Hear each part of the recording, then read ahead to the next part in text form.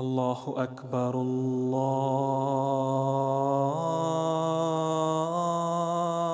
اکبر اللہ اکبر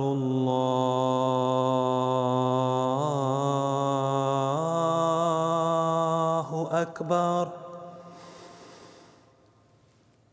اشہد ان لا الہ الا اللہ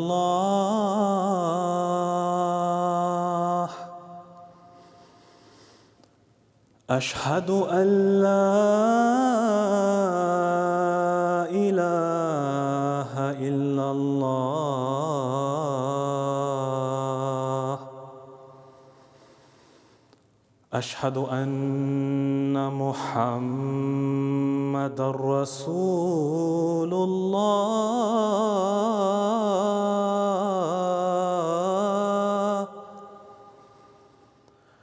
اشہد ان محمد رسول اللہ حی علی الصلاة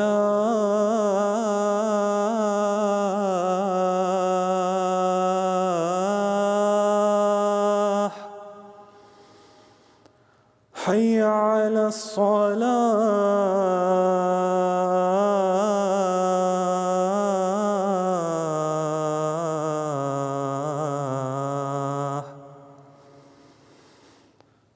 حی علی الفلاح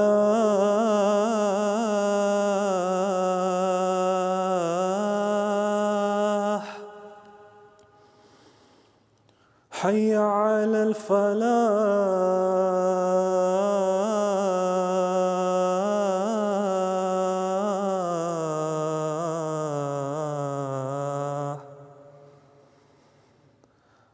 اللہ اکبر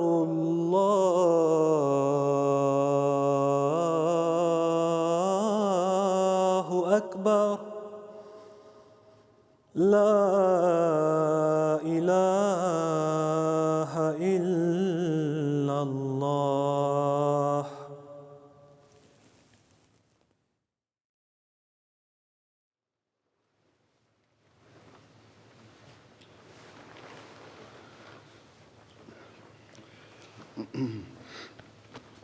السلام علیکم ورحمۃ اللہ.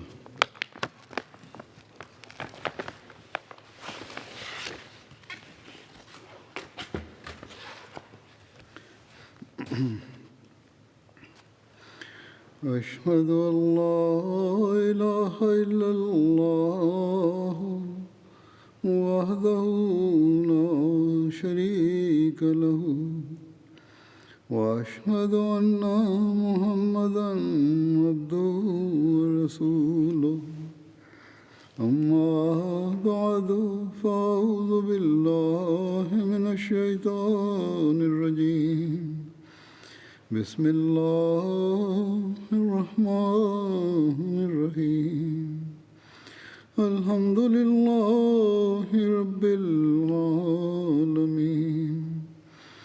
الرحمن الرحيم مالك يوم الدين إياك نعبد وإياك نستعين اهدنا الصراط المستقيم صراط الذين أنعمت عليهم غير المغضوب عليهم ولا الضالين.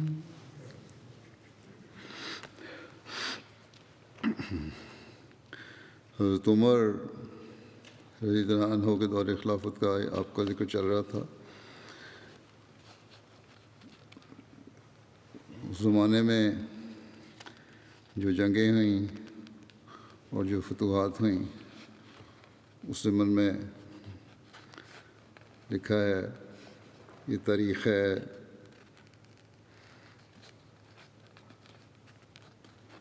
13 ہجری سے 23 ہجری تک۔ حضرت عمر کا دور خلافت تقریباً 10.5 سال محیط تھا۔ اس دور میں ہونے والی فتوحات کی وسعت کا ذکر کرتے ہوئے علامہ شبلی نعمانی اپنی کتاب میں لکھتے ہیں کہ حضرت عمر کے مفتوحہ علاقوں کا کل رقبہ 22,51,030 مربع میل بنتا ہے۔ ان مفتوحہ علاقوں میں یہ علاقے شامل ہیں: شام، مصر، ایران اور عراق، خوزستان، آرمینیا، آذربائیجان، فارس، کرمان، خراسان اور مکران، جس میں بلوچستان کا بھی کچھ حصہ آتا ہے۔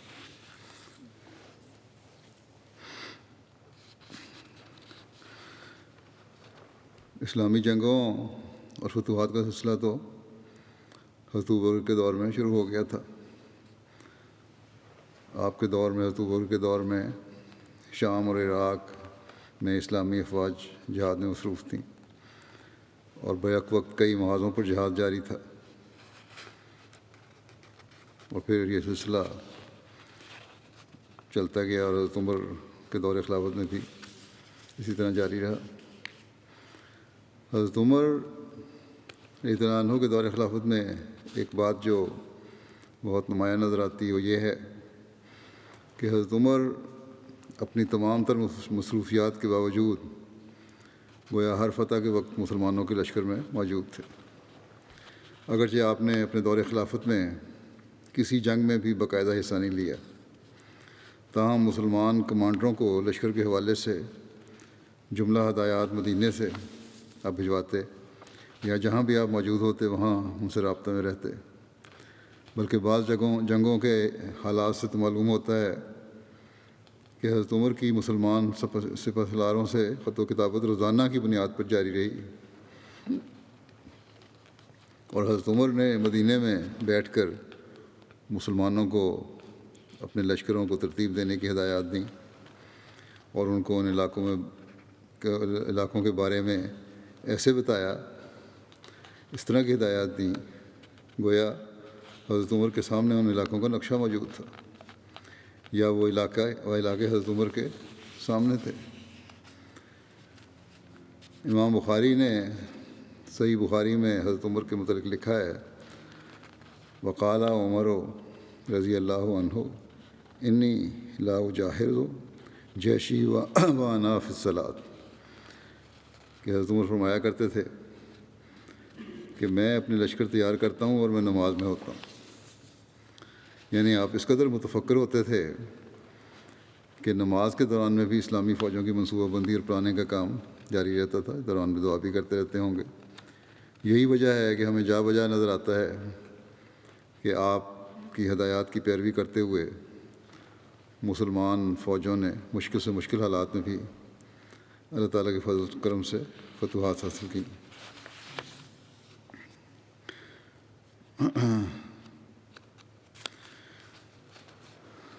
سید میر محمود احمد صاحب نے بھی ایک مقالہ لکھا تھا حضرت عمر کے دور خلافت کا، اور اس سے بھی انہوں نے مدد لی ہے۔ ہمارے نوٹس تیار کرنے والوں نے، ریسرچ سیل نے بعض نوٹس لیے ہیں،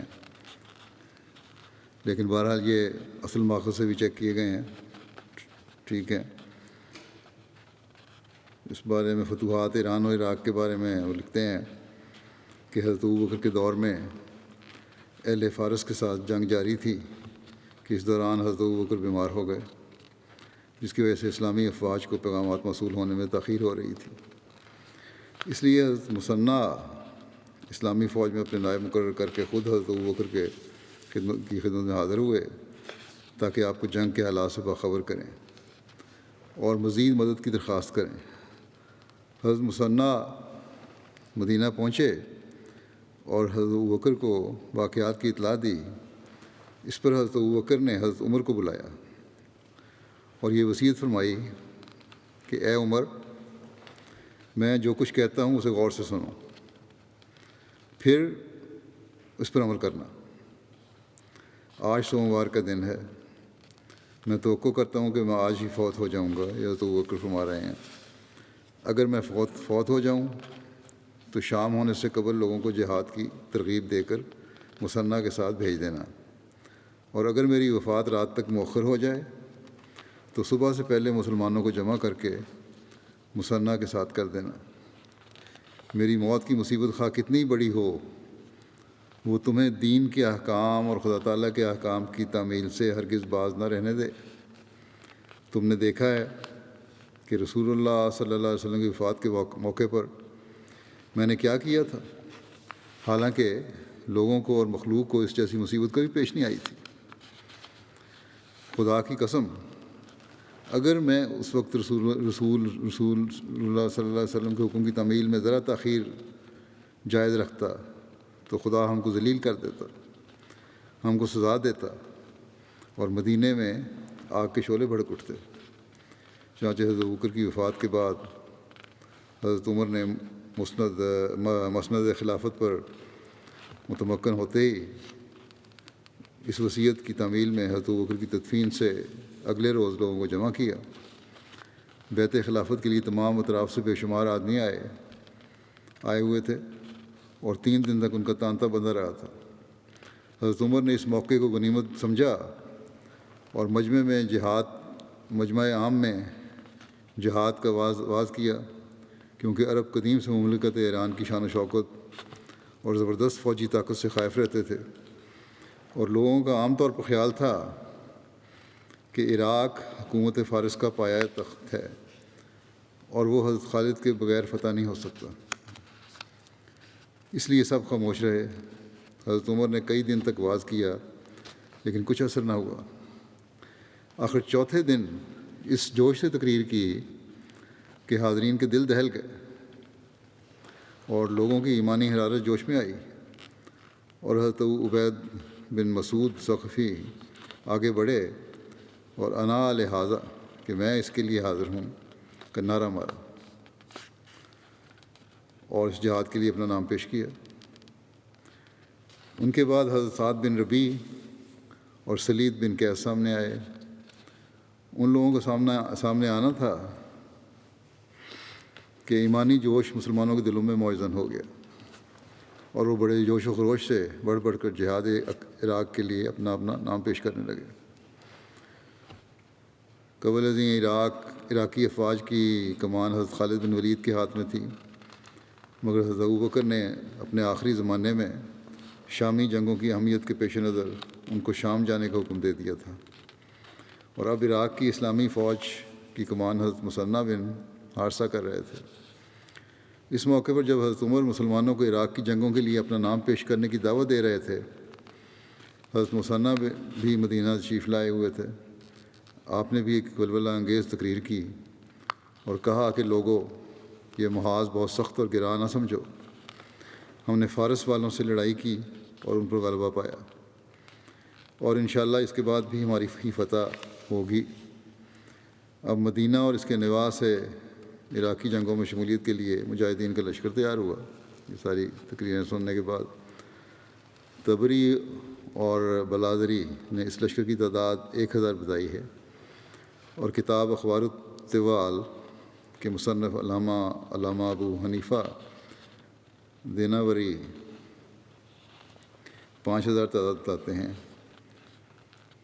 لگتا ہے کہ لشکر کی مدینہ سے روانگی وقت تعداد 1000 تھی، مگر محاذ جنگ تک پہنچتے پہنچتے یہ تعداد 5000 تک جا پہنچی، کیونکہ بلازری اور ابو حنیفہ نے تصریح کی ہے کہ امیر لشکر راستہ میں جس عرب قبیلے کے پاس سے گزرتے اسے لشکر میں شمولیت کی دعوت دیتے۔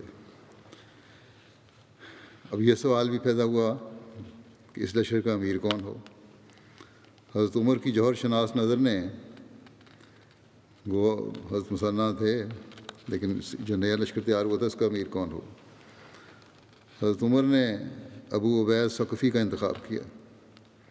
بعض لوگوں پر یہ امر گراں گزرا کہ سابقون الاولون مہاجرین اور انصار کو چھوڑ کر جنہوں نے اپنے خون سے اسلام کے پودے کو سینچا تھا، ایک ایسے شخص کو امیر بنا دیا ہے جو بعد میں آنے والا ہے۔ حضرت عمر نے فرمایا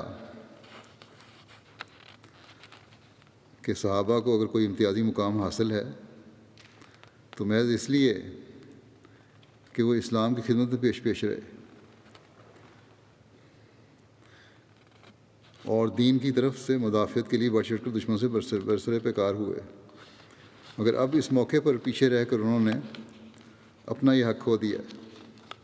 اس لیے اس موقع پر جو شخص اسلام کی حفاظت کے لیے سب سے پہلے سامنے آیا وہی امارت کا حقدار ہے۔ حضرت ابو عبید کے بعد سعد بن عبید اور سلید بن قیس نے عراقی جنگوں کی دعوت کے موقع پر حضرت عمر کی آواز پر لبیک کہا تھا۔ حضرت عمر نے ان دونوں سے مخاطب ہو کر فرمایا کہ اگر تم میری آواز پر لبیک کہنے میں سبقت اختیار کرتے تو قبول اسلام میں سبقت کے باعث میں تمہیں کو یہ کمان سونپتا۔ گو سلید بن قیس پر ابو عبید کو ترجیح دینے کے متعلق علاوہ پہلی وجہ کہ حضرت عمر نے اس امر کا بھی اظہار فرمایا تھا کہ اس کام کے لیے کسی دھیمے شخص کی ضرورت ہے جو تحمل اور سوچ بچار سے جنگ کا اقدام کرے، مگر سلید بن قیس فوجی پیش قدمی کے سلسلے میں بڑے جلد باز واقع ہوئے ہیں۔ اگرچہ حضرت عمر نے شرف تقدم کے باعث ابو عبید کو یہ اہم کمان سونپی تھی، لیکن حضرت صلی اللہ علیہ وسلم کے بزرگ صحابہ کی قدیمی خدمات اور گزشتہ تجربات کو نظر انداز کر دینا بھی مناسب نہ تھا۔ اس لیے آپ نے حضرت ابو عبید بن عبید ثقفی کو تاکید بھی کر دی تھی کہ وہ صحابہ کے مشورے سے مستفید ہوں اور انتظامی امور میں ان کی رائے پر چلیں۔ یہ مختلف تاریخی کتب میں تاریخ طبری میں یہ ہے واقعہ سارا جسے یہ اخذ کیا گیا ہے۔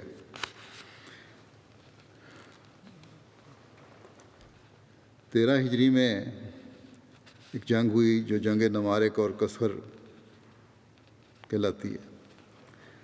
حضرت عبید کے لشکر لے کر روانہ ہونے سے قبل ہی حضرت مثنیٰ واپس ہیرا عراق کی قدیمی عربی حکومت کا پایہ تخت تھا اور فرات کے مغرب میں اس مقام پر واقع تھا جہاں بعد میں کوفہ آباد ہوا۔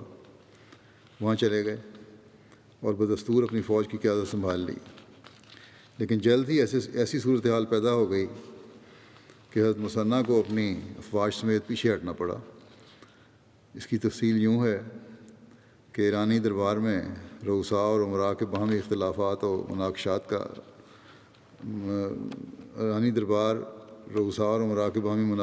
اور اختلافات کا ماجگا بنا ہوا تھا۔ ایک نئی اور زبردست شخصیت کا ظہور ہوا جو خراسان کے گورنر فرخزاد کے بیٹے رستم کی تھی۔ ایرانی دربار کی طرف سے رستم سیاہ و سفید کا مالک بنا دیا گیا اور وہ سب اراکین سلطنت جو تفرقہ اور انتشار سے ملک کی طاقت کمزور کرنے کا سبب بنے ہوئے تھے اب رستم کی اطاعت کا دم بھرنے لگے۔ رستم ایک بہادر اور صاحب تدبیر انسان تھا۔ اس نے عنان قیادت ہاتھ میں لیتے ہی مسلمانوں کے مفتوحہ علاقوں میں اپنے کارندے بھجوا کر بغاوت کروا دی اور فرات کے ملحقہ اضلاع میں مسلمانوں کے خلاف سخت جوش بھر دیا اور حضرت مثنیٰ کے مقابلے کے لیے ایک لشکر روانہ کیا۔ ان حالات کو دیکھ کر حضرت مثنیٰ نے کچھ پیچھے ہٹ جانا مناسب سمجھا اور ہیرا کو چھوڑ کر خفان، کوفہ کے قریب ایک مقام ہے، اس جگہ آ کر قیام پذیر ہو گئے۔ ادھر رستم برابر فوجی سرگرمیوں میں مشغول تھا۔ اس نے زبردست لشکر تیار کر کے دو مختلف راستوں سے مسلمانوں کے مقابلے کے لیے روانہ کیے۔ ایک لشکر جابان کی سرکردگی میں تھا جو مقام میں نمارق میں اترا۔ نمارق بھی عراق میں کوفہ کے قریب ایک جگہ ہے، اور دوسرا لشکر نرسی کی سرکردگی میں کسکر کی طرف روانہ کیا گیا۔ کسکر بغداد اور بصرے کے درمیان دجلہ کے قریب غربی کنارے پر ایک شہر ہے جس کے آثار پر واسط کا شہر آباد ہے۔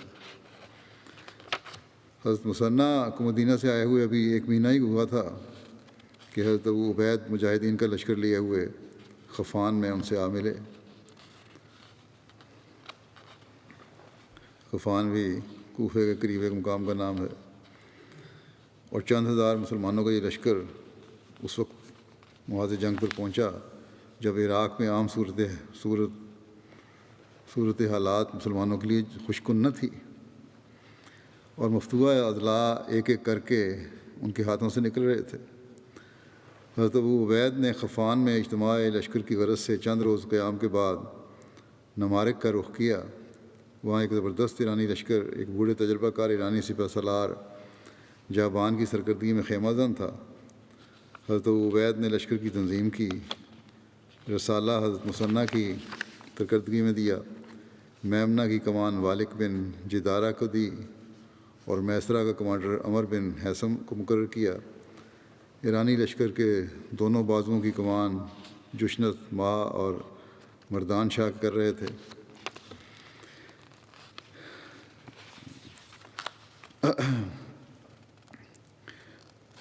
یہ اسلامی اخلاق کا نمونہ اس جنگ میں جو پیش ہوا، اس پر میر محمود احمد صاحب نے اپنا تبصرہ کیا ہوا ہے کہ اسلامی اخلاق کا ایک نمونہ جو ہمیں نظر آتا ہے، نمارک کے مقام پر زبردست مارکہ ہوا اور ایرانی لشکر نے شکست کھائی۔ ایرانی لشکر کا سپہ سالار جابان زندہ گرفتار کر لیا گیا، مگر مطر بن فضہ جنہوں نے جابان کو گرفتار کیا تھا اسے پہچانتے نہ تھے۔ جابان نے ان کی لا علمی سے فائدہ اٹھا کر ان کو فدیہ دیا اور رہائی حاصل کر لی۔ کچھ دیر بعد مسلمانوں نے دوبارہ جابان کو گرفتار کر لیا اور حضرت ابو عبید کے پاس لائے اور آپ کو بتایا کہ جابان کو ایرانی لشکر میں کیا پوزیشن حاصل ہے، مگر حضرت ابو عبید نے یہ برداشت نہ کیا کہ ایک شخص جس کو ایک مسلمان سپاہی ایک دفعہ فدیہ لے کر رہا کر چکا ہے، دوبارہ قیدی بنا لیا جائے۔ لوگوں نے دوبارہ اصرار کیا کہ جابان کو تو گویا بادشاہ کی پوزیشن حاصل ہے۔ آپ نے فرمایا کہ میں تو پھر بھی بدعہدی کا مرتکب نہیں ہو سکتا، چنانچہ رہا کر دیا گیا۔ اس واقعے سے اس ضابطۂ اخلاق پر روشنی پڑتی ہے جو اسلامی افواج کا لائے عمل ہوتا تھا، اور معلوم ہوتا ہے کہ کس طرح مسلمان زبردست جنگی فوائد کے حصول کے لیے بھی اخلاق کا دامن ہاتھ سے نہیں چھوڑتے تھے۔ پھر مارکہ سقاتیہ ہے جو 13 ہجری میں ہوا۔ یہ بھی نمارک کے مارکے سے شکست کھا کر ایرانی لشکر کسکر کی طرف بھاگا، جہاں ایرانی کمانڈر نرسی پہلے سے ایک لشکر جرجار لیے ہوئے مسلمانوں کے مقابلہ کے لیے تیار تھا۔ ابو عبید اس کے مقابلے کے لیے کسکر کی طرف بڑھے۔ نرسی جو کسکر میں ایرانی لشکر کا سپہ سالار تھا، ایرانی اراکین سلطنت میں خاص امتیازی مقام رکھتا تھا، اور وہ اور اس کے لشکر دونوں بازوؤں کے کمانڈر بندویا اور تیراویا ایران کے ساسانی بادشاہوں کے قریبی اور گہرے رشتہ داروں میں سے تھے۔ ایرانی دربار کو نمارک میں شکست کی خبر پہنچ چکی تھی، اور رستم نرسی کے لیے مزید امدادی افواج کے بھجوانے کا بندوبست کر رہا تھا کہ حضرت ابو عبید نے اپنی فوج کی نقل و حرکت کو تیز کرتے ہوئے نرسی کے لشکر کو اس کی امدادی فوج کے آنے سے قبل ہی کسکر کے نشیبی علاقوں میں جا لیا، یعنی اس پر حملہ کر دیا، اور سقاتیہ کے نام سے معروف تھا جگہ۔ سقاتیہ کے میدان میں ایک زبردست مارکے کے بعد اللہ تعالیٰ کے فضل سے مسلمانوں کو فتح ہوئی۔ بڑے مارکے کے بعد حضرت ابو عبید نے کسکر کے ارد گرد علاقے میں مختلف جگہوں پر جمع شدہ دشمن کے مقابلے کے لیے اسلامی دستے بھی بھیجنا شروع کر دیے۔ پھر ذکر ہے جنگ باروسما، یہ بھی 13 ہجری کی ہے۔ باروسما کسکر اور سقاتیہ کے درمیان ایک مقام تھا جہاں پر ایرانی جرنیل جالینوس سے مقابلہ ہوا جو جابان کی مدد کے لیے آیا تھا۔ رستم نے نرسی کی امداد کے لیے ایک ایرانی کمانڈر کی سرکردگی میں ایک لشکر کسکر کی طرف روانہ کیا تھا۔ ابو عبید کو اس کی اطلاع مل چکی تھی، اور انہوں نے کمال ہوشیاری سے کام لے کر جالینوس کے لشکر کی آمد سے پہلے ہی نرسی کی افواج سے ٹکر لے لی اور اس کو شکست دے کر دشمن کی فوجی طاقت کو صدمہ پہنچا دیا تھا۔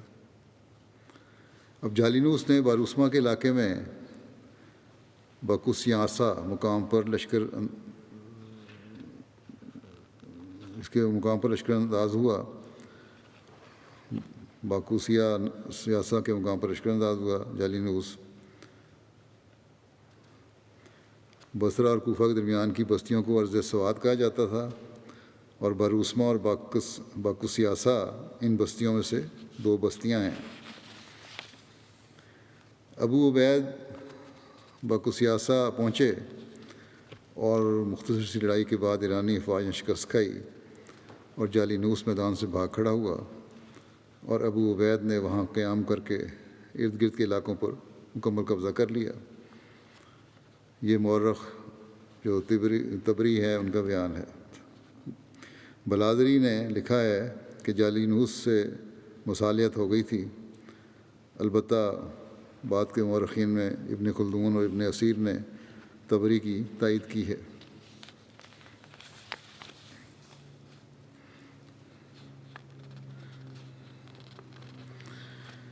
جنگ جسر کا کچھ بیان کچھ عرصہ پہلے ہو چکا ہے، بلکہ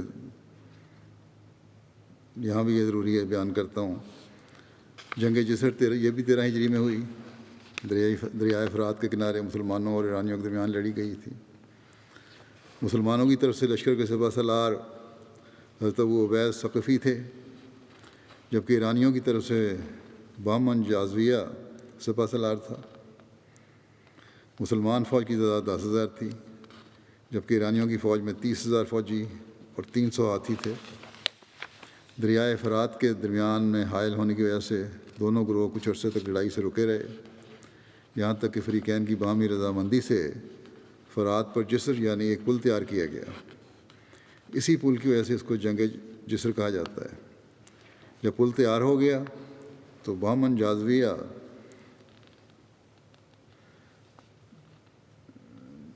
نے حضرت ابو عبید کو کہلا بھیجا کہ تم دریا عبور کر کے ہماری طرف آؤ گے یا ہمیں عبور کرنے کی اجازت ہوگی۔ حضرت ابو عبید کی رائے تھی کہ مسلمانوں کی فوج دریا عبور کر کے مخالف گروہ سے جنگ کرے، جبکہ لشکر کے سردار جن میں حضرت سلید بھی تھے ان کی رائے اس کے خلاف تھی، لیکن حضرت ابو عبید نے دریائے فرات کو عبور کر کے اہل فارس کے لشکر پر حملہ کر دیا۔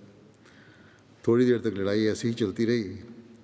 کچھ دیر بعد بہمن جازویہ نے اپنی فوج کو منتشر ہوتے دیکھا تو اس نے ہاتھیوں کو آگے بڑھانے کا حکم دیا۔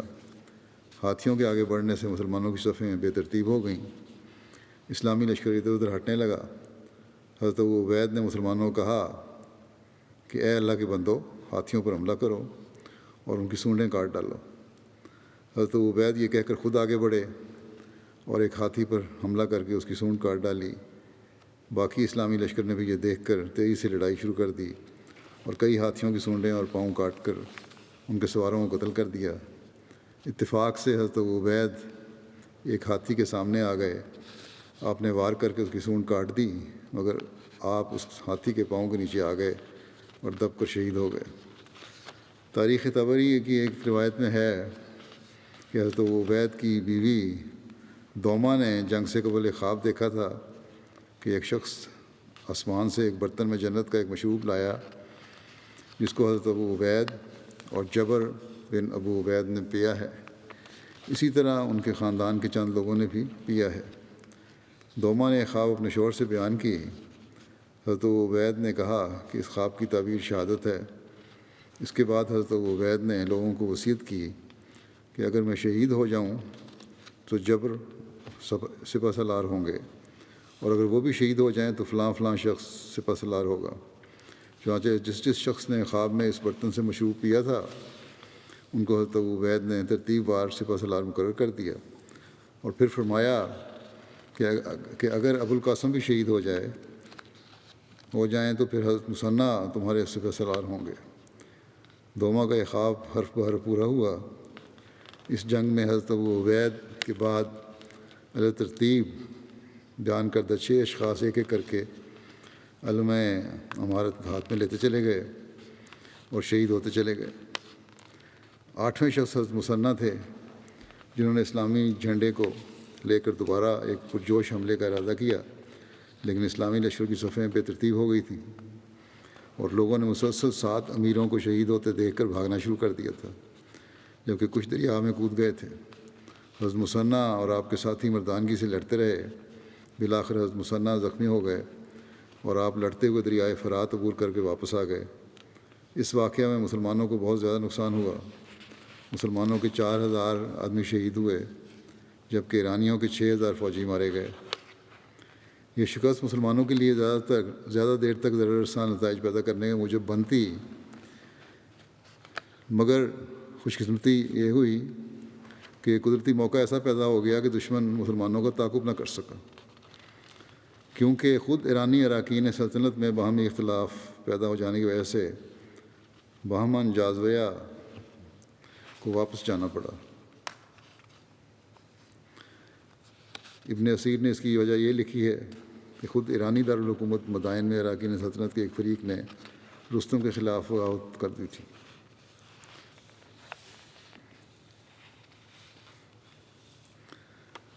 حضرت مسلم موعود نے بھی جنگ جسر کے بارے میں کچھ بیان فرمایا ہے کہ سب سے بڑی اور ہولناک شکست جو اسلام کو پیش آئی وہ جنگ جسر تھی۔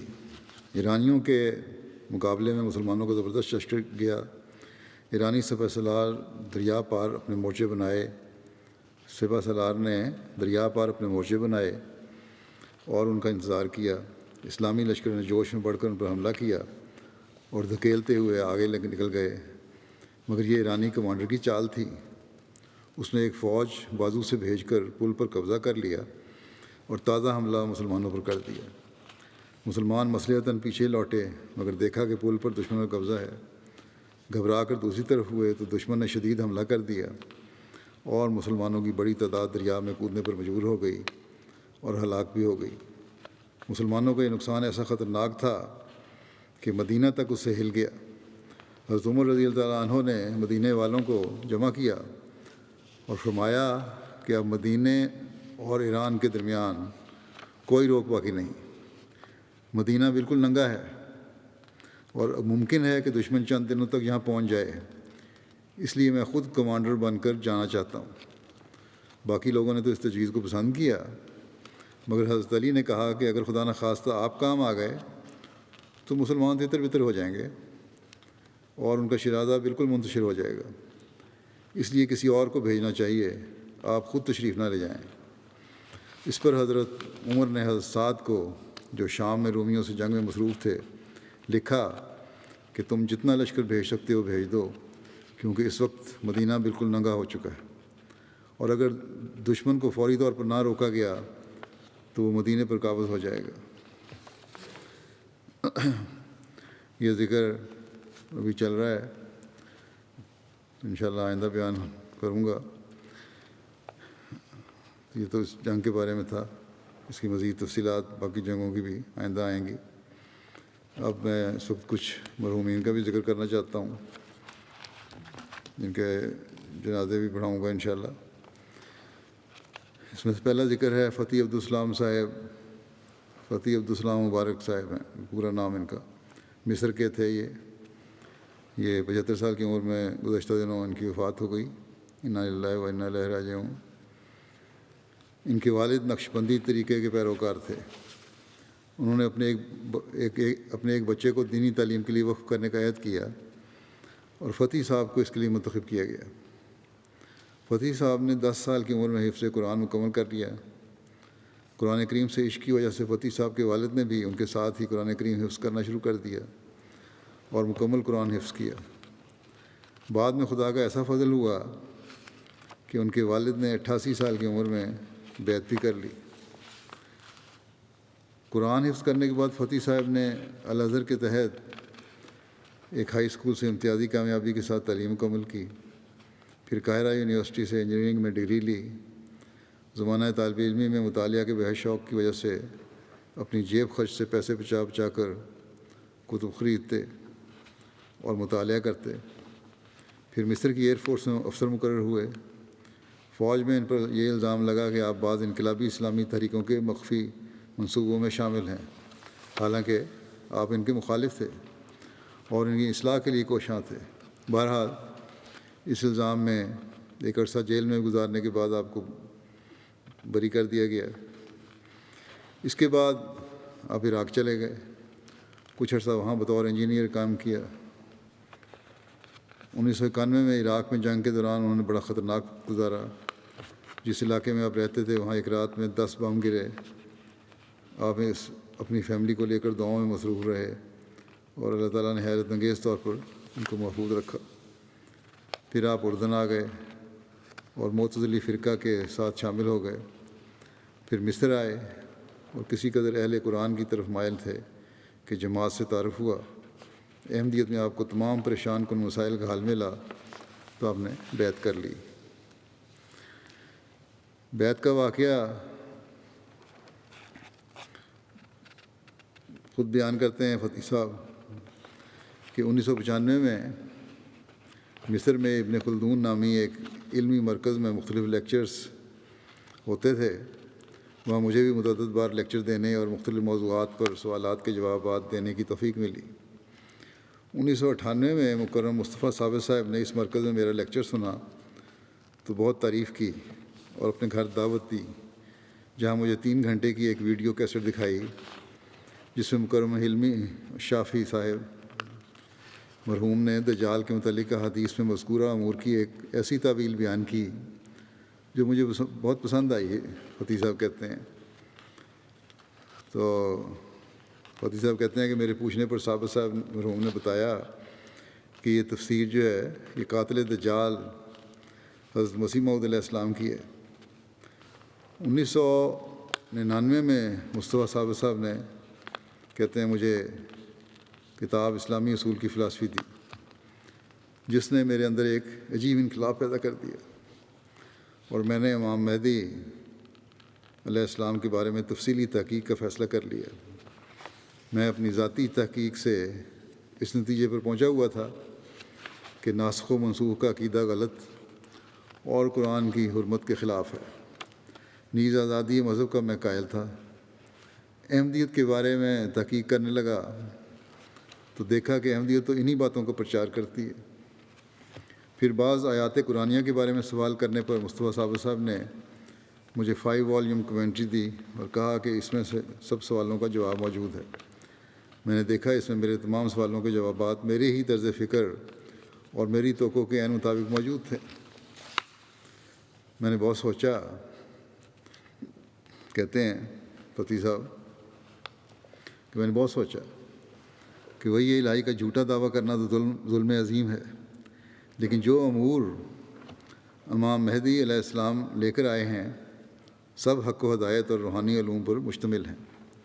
اکا دکا مفہوم تو کوئی نہ کوئی بیان کر دیتا ہے، لیکن اس قدر سچے مفاہیم اور اتنی بڑی تعداد میں اس پوری صدی میں کسی بھی شخص کو اللہ تعالیٰ نے عطا نہیں فرمائے۔ تو کیا اللہ تعالیٰ نے اس عظیم انعام سے ایسے شخص کو نوازا ہے جو ظلم عظیم کرتے ہوئے وہی الہی کا دعویٰ کرتا ہے؟ آخر دعاؤں سے پڑھائی پڑھ کے سوچ کے 2001 میں مصطفیٰ ثابت صاحب جب مصر تشریف لائے تو کہتے ہیں کہ میں نے انہیں بتایا کہ میں امام مہدی علیہ السلام پر ایمان لے آیا ہوں۔ انہیں شدت جذبات کی وجہ سے ایک لمحہ کے لیے میری بات کا یقین نہ آیا۔ اس کے بعد میں نے حضرت مسیح علیہ السلام کی عربی کتب کا مطالعہ شروع کیا اور معانی اور مفاہیم کا ایک بحر ذخار میرے سامنے ٹھاٹھے مارنے لگا۔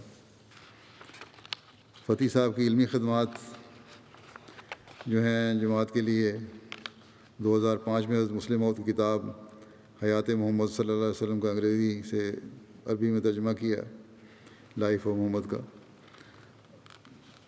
الحوار المباشر کے پروگراموں میں شامل ہوتے رہے اور بڑے پرجوش انداز میں مدلل اور مفصل جوابات دیتے تھے جنہیں احباب بہت پسند کرتے تھے۔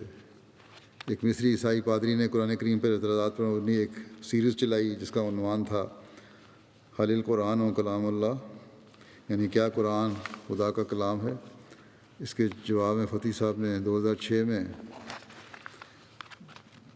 پروگراموں کی ایک سیریز ریکارڈ کروائی جس کا نام تھا انہ کلام اللہ۔ یعنی ہاں بے شک یہ خدا تعالیٰ کا کلام ہے۔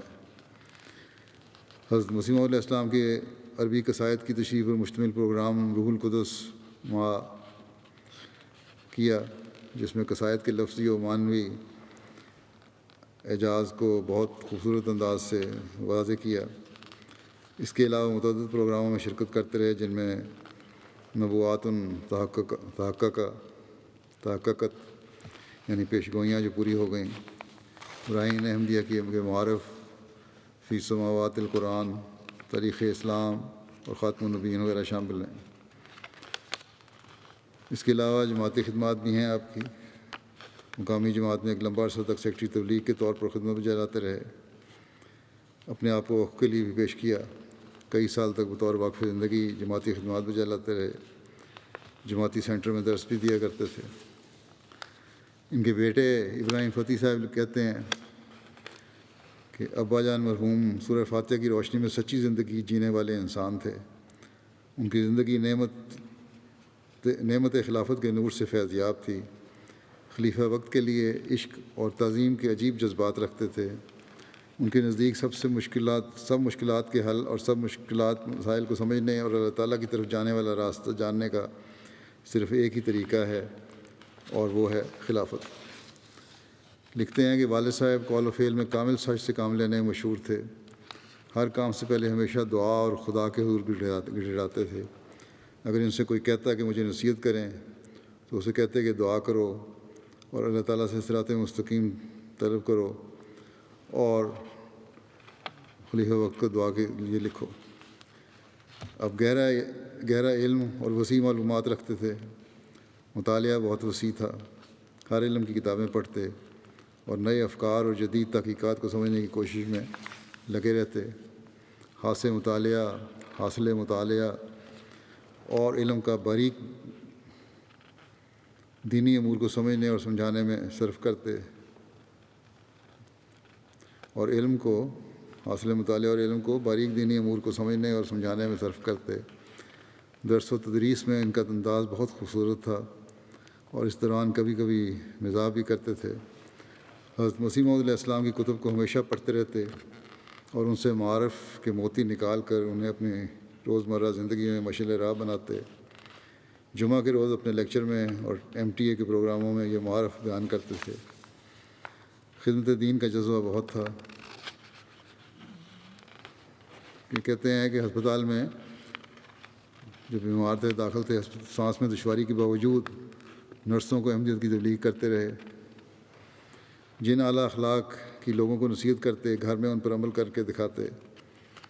اسر و یسر میں سچائی اور تقوی سے چمٹے رہے۔ اللہ تعالیٰ سے ملاقات کی انہیں بہت تڑپ تھی۔ اکثر کہتے کہ اس دنیا کی کوئی حیثیت نہیں ہے، اس دنیا میں آخرت کے لیے عمل کرنا ہی حقیقی نجات ہے۔ اکثر خدا تعالیٰ سے ملنے کے لیے شوق کی باتیں کرتے تھے۔ آخری دنوں میں ان کے بیٹے کہتے ہیں جب مجھے پریشان دیکھتے تو کہتے کہ میرے پاس بیٹھ کر سورہ فاتحہ اور درود شریف بار بار پڑھو، کیونکہ بیماری سے شفا خدا تعالیٰ کے اذن سے ہوتی ہو، اور اسی کو دوا کا بھی علم ہے۔ طب اس کے اذن کے بغیر کچھ بھی نہیں کر سکتا۔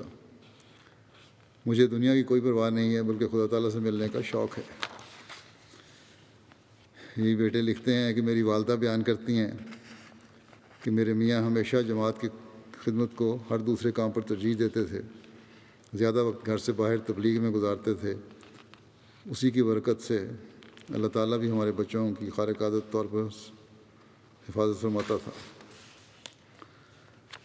ڈاکٹر حاتم حلمی شافی صاحب لکھتے ہیں کہ ہمارے بھائی اور استاذ مکرم فتیح عبدالسلام صاحب واقعتاً ایسے لوگوں میں سے تھے جن کے بارے میں اللہ تعالیٰ فرماتا ہے کہ مومنوں میں سے بعض ایسے لوگ ہیں جنہوں نے خدا سے کیا ہوا عہد پورا کر دیا۔ بیعت سے وفات تک کے عرصے میں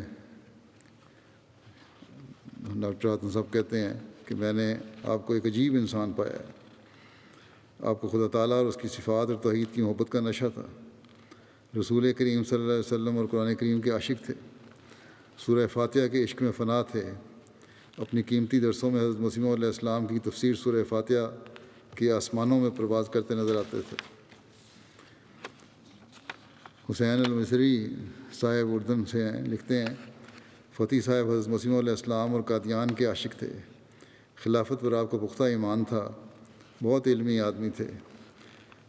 پھر اپنا واقعہ بیان کرتے ہیں کہ قادیان کے جلسہ 2018 میں انہوں نے اکٹھے شرکت کی۔ کہتے ہیں جب میں قادیان پہنچا تو مجھے سرائے وسیم میں ٹھہرایا گیا، وہاں بڑے محبت سے ملے مجھے فتح صاحب۔ جلسہ کی کارروائی کے بعد رات کو میرے ساتھ براہین احمدیہ کی باتیں شروع کر دیتے۔ آپ کو قادیان سے عشق تھا، قادیان کے بارے میں کہتے کہ یہ ہمارے پیارے کی بستی ہے، پیارے کی پیاری بستی ہے۔ ہم نے مل کر قادیان کے مقدس مقامات دیکھے، اور کہتے ہیں کہ میں حیران رہ گیا کہ حلمی فتح صاحب کو ہر جگہ اور اس کی تاریخ کا تفصیلی علم تھا۔ جس دن انہوں نے قادیان سے رخصت ہونا تھا، ہم نماز فجر کے بعد بیت الذکر اور بیت الدعا میں گئے۔ وہاں آپ کی شدت عجز و نیاز دیکھ کر میں بھی ضبط نہ کر سکا۔ وہاں سے فارغ ہو کر جب باہر نکلے اور بہشتی مقبرہ والے چوک کے قریب پہنچے تو حیران و پریشان ادھر ادھر دیکھنے لگے، اور پھر تھوڑی دیر کے بعد میرے پوچھنے پر روتے جاتے تھے اور سسکیاں لیتے جاتے تھے، اور پھر زمین پر سجدے میں گر گئے۔ پھر اٹھے اور آسمان کی طرف ہاتھ اٹھا کر کانپتی آواز سے کہا کہ اے خدا، تجھے پتہ ہے کہ اپنے پیارے کی ہمسائیگی میں رہنا مجھے کتنا عزیز ہے۔ اے خدا، تجھے علم ہے کہ میں آج کی رات یہیں گزارنا چاہتا ہوں، لیکن تھوڑی دیر بعد ہمارے رخصت ہونے کا وقت ہو جانا ہے، کیونکہ ان کو اطلاع دی گئی تھی کہ آج انہوں نے واپسی ہے ان کی، اس دن جس دن یہ واقعہ ہوا۔ تو ہر چیز پر قادر ہے، ہر کام تیرے ہاتھ میں ہے، تیرے اذن سے ہی سب کچھ ہوتا ہے، اور قانون قائم ہے اور بدلتے ہیں۔ میرا سفر ملتوی کر دیتا چند گھنٹے اور میری آنکھوں کو ٹھنڈک نصیب ہو۔ اور پھر بہرحال ہوا یہ کہ گاڑی آئی، اور اس دن کیونکہ ان کو کہا گیا تھا ان کی سیٹیں ہیں، فتح صاحب کا سامان اس میں رکھ دیا گیا۔ تھوڑی دیر بعد سرائے وسیم میں فتح صاحب کی آواز گونجی کہ اللہ اکبر، اللہ اکبر۔ کہتے ہیں یہ کہ میرے رحیم، انہوں نے کہا کہ میرے رحیم رب نے میری دعا سن لی اور میرا سفر ملتوی کر دیا۔ وہ خدا تعالیٰ کی حمد و شکر میں مصروف تھے۔ تو کہتے ہیں میں نیچے اترا تو انہوں نے بڑے زور سے مجھے گلے سے لگا کر فرمایا، فتح صاحب نے، کہ آپ نے دیکھا کیسے اللہ تعالیٰ نے ہمارے پیارے مسیح موعود علیہ السلام کی برکت سے ہماری دعائیں قبول فرمائیں، اور کس طرح قبول فرماتا ہے۔ پھر ان کی آنکھوں میں آنسو آ گئے، اور انہیں دیکھ کر میں بھی اشکبار ہو گیا۔ بتانے لگے کہ منتظمین کو غلطی لگی تھی کہ میری فلائٹ آج ہے، وہ آج نہیں تھی بلکہ اگلے دن تھی یا کسی اور دن تھی۔ ان کو اپنی وفات کا بھی کہتے ہیں پتہ چل گیا تھا، جس کا اظہار انہوں نے حسین صاحب سے کیا، اور جو پروگرام وہ بنا رہے تھے MT کے لیے، اس کے لیے ہدایات بھی دیں کس طرح بنانا ہے۔ حضرت مسیح علیہ السلام کو ایک اعلان ہوا تھا کہ یدعون لک ابدال الشام و عباد اللہ من العرب، یعنی تیرے لیے ابدال شام کے دعا کرتے ہیں اور بندے خدا کے عرب میں سے دعا کرتے ہیں۔ حضرت مسیح نے لکھا ہے کہ خدا جانے یہ کیا معاملہ ہے اور کب اور کیوں کر اس کا ظہور ہو، واللہ عالم بالصواب۔ لیکن بہرحال ہم نے دیکھا کہ اللہ تعالیٰ کے فضل سے جہاں جہاں بھی عرب جماعتیں قائم ہو رہی ہیں ان میں بھی، اور اس مثال سے جو بھی میں نے دی ہے اس فتح صاحب کی، یہ سامنے آتا ہے کہ کس طرح اللہ تعالیٰ عربوں میں سے مخلصین پیدا کر رہا ہے جو حضرت مسیح علیہ السلام پر درود و اسلام بھی بھیجتے ہیں اور محبت اور پیار اور عشق کا اظہار بھی کرتے ہیں۔ اس بات کی گواہی دیتے ہوئے حاتم صاحب بھی لکھتے ہیں کہ حضرت اقدس مسیح موعود اور آپ کی کتب اور اشعار سے فتح صاحب کی محبت خارج از بیان ہے۔ خلافت سے مرحوم کی محبت اور اطاعت اور احترام ان کے ہر قول و فعل سے جھلکتا تھا اور ہر ایک کو نظر آتا تھا۔ راسخ یقین تھا کہ خلافت خدا تعالیٰ کی عظیم نعمت ہے اور اس کے ملنے پر حمد و شکر کے گیت گاتے تھے۔ وہ اس حبل اللہ کو بڑی مضبوطی سے تھامے ہوئے تھے اور اطاعت خلافت میں فنا تھے۔ یہ تو میں نے بھی دیکھا ہے، ایسا پیار اور محبت ملاقات کے وقت ان کی آنکھوں میں اور ہر حرکت سے نظر آتا تھا اور جھلکتا تھا جو غیر معمولی معیار کا تھا، اور ساتھ ادب اور احترام بھی تھا بے شمار۔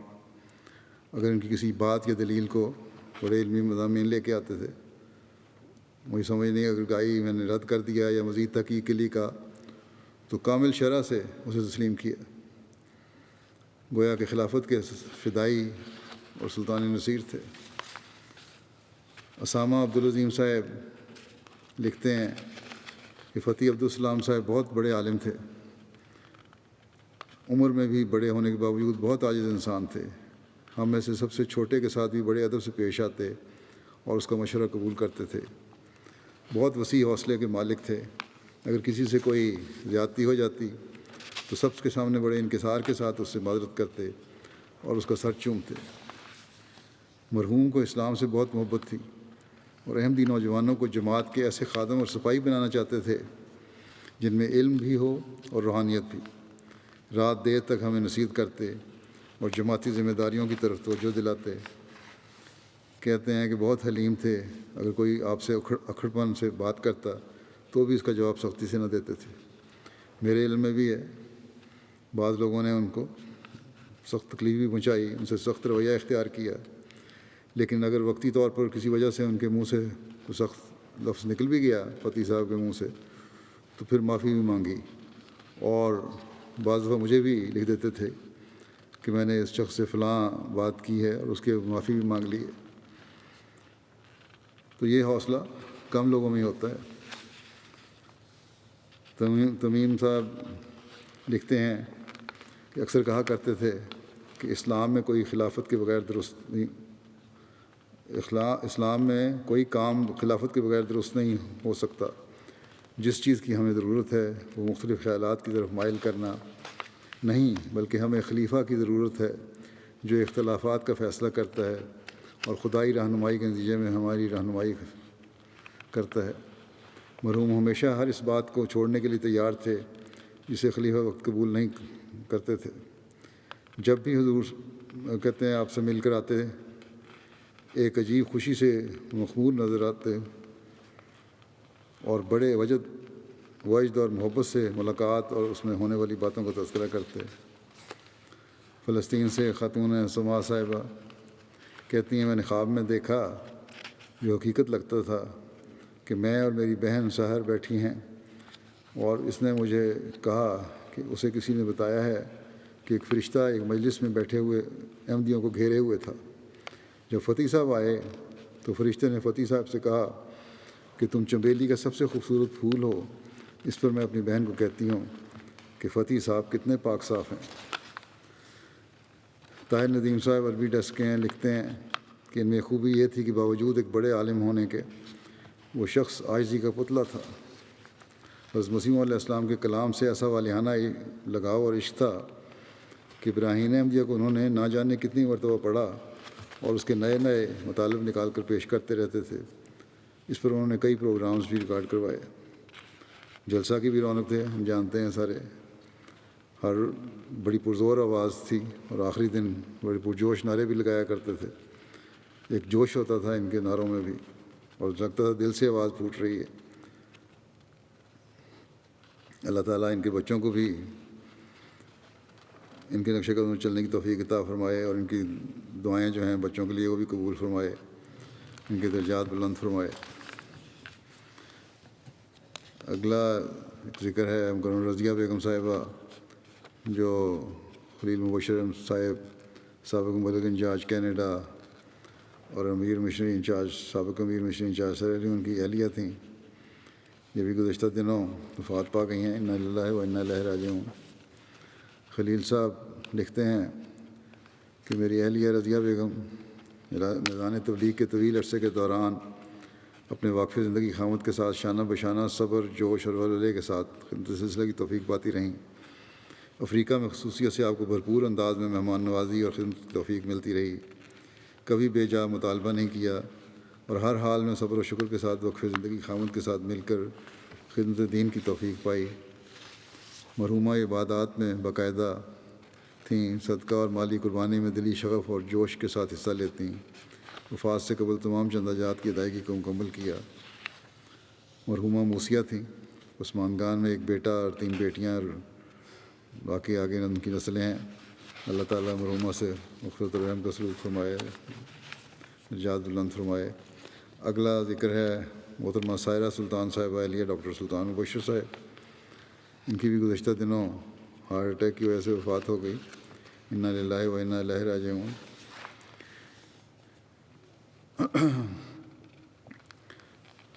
یہ ان کو بھی اللہ کے فضل سے لجنہ پاکستان میں مختلف شعبہ جات میں خدمت کی توفیق ملی، اور خدمت خلق کے شعبے میں خاص طور پر خدمت کی توفیق زیادہ ملی۔ ان کے میاں ڈاکٹر سلطان مبشر صاحب لکھتے ہیں کہ جماعت اور خلافت کی وفادار تھیں۔ اس بات پر بہت خوش تھیں کہ ہمارا گھر مسجد مبارک کے قریب ہے۔ جب ان کی شادی ہوئی تو اس وقت ان کی ساس صاحبہ وفات پا چکی تھیں۔ ان کے سسر مولانا دوست محمد شاہد صاحب حیات تھے۔ ان کی ہمیشہ بیٹیوں کی طرح خدمت کی اور ان کی تمام ضروریات کا خیال رکھا۔ ان کے پاس مختلف ممالک سے آنے والے مہمان جو دن کے کسی بھی حصے میں آتے تھے، ان کی مہمان نوازی بھرپور طریقے پہ کرتی تھیں۔ ایک واقف زندگی کی بہو ہونے کا انہوں نے حق ادا کر دیا۔ نہایت درجہ غریب پرور تھیں اور اس معاملہ میں ان کا ہاتھ بہت کھلا تھا، حتیٰ کہ کبھی مقروض بھی ہو جایا کرتی تھیں۔ کبھی کبھی بعض اوقات اپنا زیور بھی بیچا، لیکن غریبوں کو ہر لحاظ سے مدد کی۔ چندہ جات میں باقاعدہ تھیں، موسیہ تھیں۔ زیور بیچ کے بھی انہوں نے اپنے بعض چندے ادا کیے، بعض تحریکات میں زیور دیا۔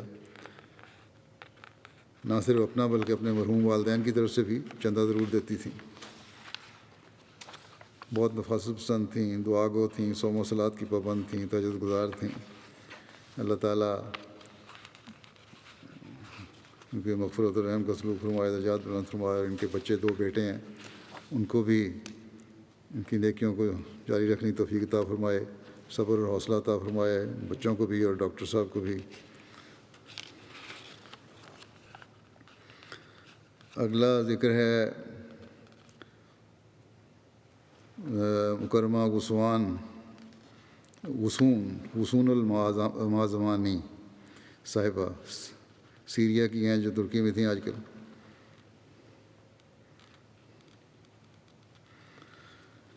ان کی بھی گزشتہ دنوں میں 45 سال کی عمر میں وفات ہو گئی۔ انا للہ و انا الیہ راجعون۔ بیمار تھیں لمبے عرصے سے، اللہ کے فضل سے۔ موسیہ بھی تھیں مرحومہ۔ ترکی کے صدر جماعت اور مربی سلسلہ صادق بٹ صاحب لکھتے ہیں کہ 2015 میں سیریا سے ہجرت کر کے ترکی آئی تھیں۔ 2016 میں ان کا تقرر بطور صدر لجنہ اسکندرون ہوا، اور تادم آخر بطور صدر لجنہ خدمت بجا لاتی رہیں۔ کافی عرصہ سے بیمار تھیں اور صاحب فراش تھیں، تاہم اس بیماری کی حالت میں بھی ہمہ وقت خدمت دین میں مصروف رہتی۔ انٹرنیٹ کے ذریعے مختلف فورمز پر تبلیغ کرتی رہتی تھیں۔ نیز سیرین احمدی خواتین کی تعلیم و تربیت میں اہم کردار ادا کیا۔ بڑی ہردل عزیز تھیں، سچی ہمدرد اور سب کی خیر خواہ تھیں۔ اور خواتین نے بھی بعضوں نے مجھے لکھا ہے اور انہوں نے ان کی بڑی تعریف کی ہے۔ اللہ تعالیٰ مرحومہ سے مغفرت و رحم کا سلوک فرمائے، درجات بلند فرمائے۔ ان سب کے جیسا کہ میں نے کہا، نماز کے بعد جنازہ گاہ پڑھاؤں گا۔